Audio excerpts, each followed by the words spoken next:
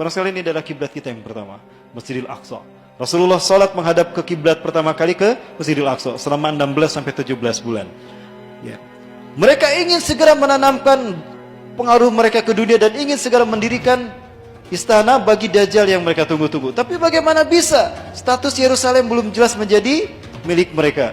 Maka mereka gunakan mulut Donald Trump untuk melakukan hal semacam itu. Dan maka Donald Trump pun mengucapkan apa? Israel, ibu kotanya ada di Yerusalem. Today I recognize that Jerusalem is the capital of Israel. Maka ketika itu terjadi, mulailah mereka berupaya untuk menghancurkan kiblat kita yang pertama. Dan ini digantikan dengan sinagoga Yahudi. Ini rencana mereka. Mereka akan menghancurkan Masjidil Aqsa dan mereka akan gantikan dengan sinagoga Yahudi. Inilah gambaran yang mereka yakini tentang istana Nabi Sulaiman. Yang dulu dimiliki Nabi Sulaiman, mereka bangun sekarang untuk Tuhan yang mereka tunggu-tunggu. Siapa? Dajjal. Nyaris sempurna. Apakah ini akan terjadi? Tidak, insya Allah. Demi Allah ini tidak akan terjadi. Kenapa? Karena ada kita Indonesia. Betulkah ada kita Indonesia? Baik, saya sampaikan bocorannya. Dari Sauban, beliau mendengar Rasulullah SAW bersabda, Inna Rabbi zawaliyal arda. Sesungguhnya Allah Tuhanku melipatkan bumi ini untukku. Hatta ra'aitu masyariqaha wa maghriba, sehingga aku melihat kekayaannya terbentang dari timur sampai ke barat. Wa atani al-kanzain, dan Allah memberikan dua pusaka kepadaku, al-ahmar wal abyad, pusaka merah dan pusaka putih. Wa anna ummati, dan sesungguhnya umatku sayabluku mulku ma zawaliya minha, akan sampai kekuasaannya di akhir zaman dari timur sampai ke barat. Kebangkitan Islam dan berkuasanya kembali umat Islam dari timur ke barat dunia akan terjadi setelah pusaka yang berwarna merah putih ini menguasai dunia. Dan siapa kalau bukan kita Indonesia? Maka saya minta kepada generasi muda kita, berbagai macam tantangan politik di tanah air kita, dipersekusinya ulama, diperkebirinya hak-hak umat Islam yang memerdekakan bangsa ini, itulah ujian tes water dari Allah, uji kelayakan dari Allah untuk kita. Pantaskah kita memimpin dunia? Maka siapkanlah hai kalian ke para pemuda-pemudi akhir zaman. Yang kita sambut adalah pertarungan besar yang mempertaruhkan reputasi para nabi dan rasul. Kalau dulu para nabi dan rasul hanya berjuang melawan kaum-kaum pembangkang, hari ini tanpa didampingi nabi dan rasul kita berperang melawan pasukan sang kampiun kesesatan. Mereka dipimpin langsung oleh Tuhan yang mereka sembah, iblis dan Dajjal. Ini adalah pertarungan paling bergengsi sepanjang pertarungan sejak peradaban dunia antara hak dan batil. Inilah yang diinginkan para nabi dan rasul. Ya Allah, tangguhkan ajal kami sampai umat Nabi Muhammad di akhir zaman. Saking inginnya mereka berjuang, saking mulianya pahala jihad di akhir zaman ini. Jangankan berjihad di jalan Allah ini, menghidupkan sunnah Rasul saja pahalanya 100 mati syahid. Betul? Man ahya sunnati inda fasadi ummati falahu ajru mi'ata syahidin. Barang siapa yang menghidupkan sunnahku, faqad ihya sunnah, hanya menghidupkan sunnah Rasulullah SAW, dia akan mendapatkan 100 pahala mati syahid. Asyhadu minhum, syuhada kami Rasulullah, para sahabat anda atau syuhada mereka? Bal syuhada minkum, bahkan syuhada kalian. Artinya di zaman penuh dengan tipu daya dan huru hara akhir zaman ini, siapapun yang menghidupkan sunnah Rasulullah, pahalanya 100 kali mati syahidnya para sahabat. Allahu Akbar. Apalagi dengan jihad fisabilillah. Dan itu berharap kepada kita Indonesia. Saya yakin Indonesia. Saya yakin Indonesia. Ini yang membuat saya bangga menjadi Muslim Indonesia. Dan jika sinagoga sudah berdiri, lalu apa yang diinginkan oleh Yahudi? Maka di saat itulah berhasil iblis dan Dajjal sampai pada puncak ambisi mereka, mengalahkan Allah atas umat manusia, menguasai manusia dan memperbudak mereka tunduk sujud kepada iblis dan Dajjal tanpa disadari. Inilah peta dunia yang hendak mereka ciptakan. Tidak ada artinya.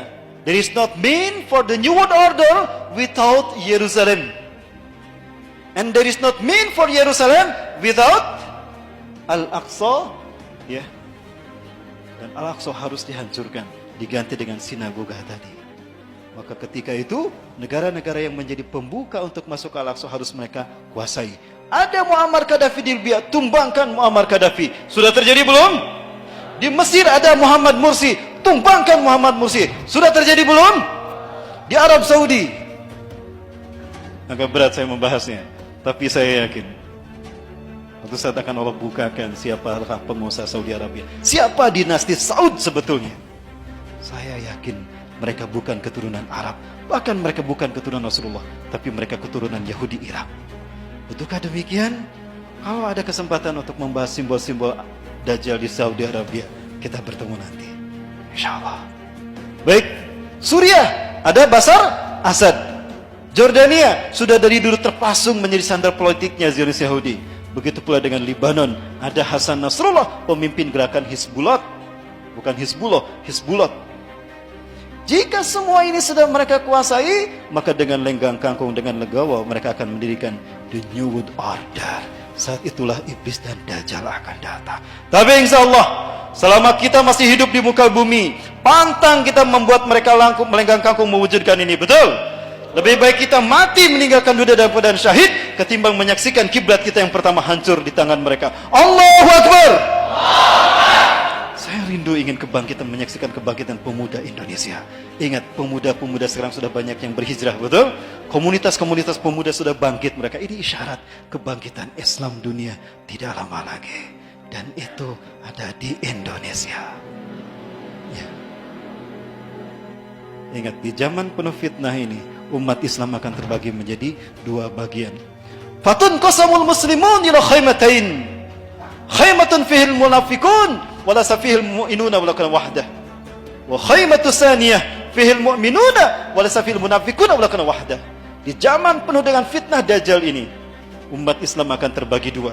Kemah kemunafikan yang tidak ada orang beriman satupun di dalamnya, dan penah orang-orang beriman yang tidak ada orang munafik di dalamnya. Hari ini sudah mulai Allah perlihatkan bagaimana Allah menyaring orang-orang yang benar-benar beriman dengan orang-orang munafik. Betul? Sudah terlihat kan? Inilah dahsyatnya fitnah akhir zaman. Makanya Rasulullah memberikan nasihat kepada kita sebagai solusi untuk menghadapinya. Apa itu?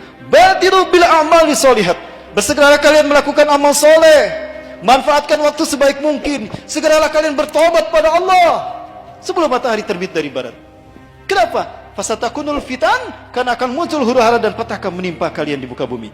Kakita'il lail al-muslim, seperti potongan malam yang gelap gulita, berlapis-lapis, hantam terus ada banyak fitnah demi fitnah melanda bangsa kita. Muslim gelap, susah dicari solusinya. Akibatnya apa? Saking dahsyatnya fitnah akhir zaman ini, orang berganti akidah dalam sehari. Yusbihu rajulun mu'minan wa yumsi kafiran, wa yumsi mu'minan wa yusbihu kafiran. Paginya beriman, sorenya kafir, sorenya beriman, paginya kafir. Yabi'u dinahu bi'adni minad dunya, menjual agamanya demi harta dunia, demi pangkat, demi jabatan, demi harta dunia. Jangankan sekelas kita, sekelas ulama pun terkena. Banyak ulama-ulama yang sedang bermunculan menjadi sandera politik, sehingga mereka mengatakan semu Islamnya jadi abu-abu Islam mereka. Terpengaruh oleh Abu Janda. Sudah terjadi belum? Oh, berarti giliran kita para pemuda yang berhijrah. Ingat, yang Allah lihat adalah mereka yang hati bersih, bukan yang berilmu tinggi. Ilmu tidak ada artinya kalau tidak diwujudkan, betul? Walaupun kita sedikit ilmunya, tapi ketika kita mengamalkan di waktu yang tepat, pahalanya besar, ihwah fillah.